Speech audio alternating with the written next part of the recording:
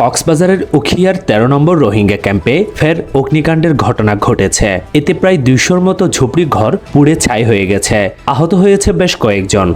কক্সবাজারের পেকুয়ায় পারিবারিক কলহের জেরে ফাঁসিতে ঝুলে এক যুবকের আত্মহত্যার খবর পাওয়া গেছে। শুক্রবার আনুমানিক রাত ২টার সময় পেকুয়া সদর ইউনিয়নের ৬ নং ওয়ার্ডের সরকারি ঘোনা এলাকায় এই ঘটনা ঘটে। লোহাগাড়ায় নির্বাচনী আচরণবিধি লঙ্ঘন করায় ৩ প্রার্থীর ৪ কর্মীকে ৬,০০০ টাকা জরিমানা করেছে ভ্রাম্যমাণ আদালত। লোহাগাড়ায় পুকুর থেকে ৬০ বছর বয়সী অজ্ঞাত এক বৃদ্ধের মরদেহ উদ্ধার করা হয়েছে। সদর ইউনিয়নের দরবেশহাট বাজারের পূর্বের মাওলারপাড়ার রাজারপুকুর থেকে তার মরদেহ উদ্ধার করা হয়। নগরীর হালিশহর থানাধীন টোল রোড এলাকায় কর্ণফুলী গ্যারেজ সংলগ্ন একটি ড্রেন থেকে আল আমিন নামের এক ট্রাক চালকের সহকারী লাশ উদ্ধার করেছে পুলিশ।